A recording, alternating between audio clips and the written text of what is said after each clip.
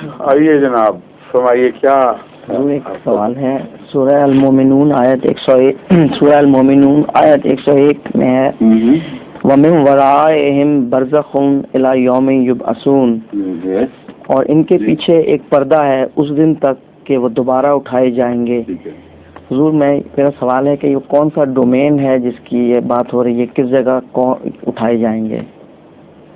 یہ تو اسی دنیا میں، اسی جگہ، اسی کائنات میں یہ واقعہ رونما ہوگا، لیکن اس کی ڈائمینشنز الگ ہیں۔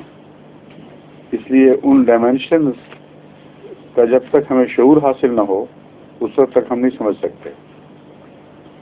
یہ جو فیصلہ ہے یہ بظاہر ایک جدید سائنسی زبان میں بات ہو رہی ہے، لیکن حضرت رسول اکرم صلی اللہ علیہ وسلم کو 1400 سال پہلے اسی طرح خدا تعالیٰ نے اطلاع دی، اور آپ نے یہی لفظ استعمال فرمائے ہیں جب فرمایا جنت کے متعلق فرمایا کہ ارض السماوات والارض، کہ اس کا جو دائرہ ہے جنت کا وہ زمین و آسمان پہ محیط ہے۔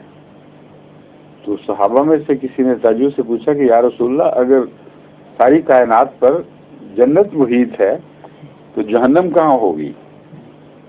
تو آپ نے فرمایا وہ بھی یہی ہوگی، ولاکن لا تشعرون، لیکن تم شعور نہیں رکھتے ان باتوں کا۔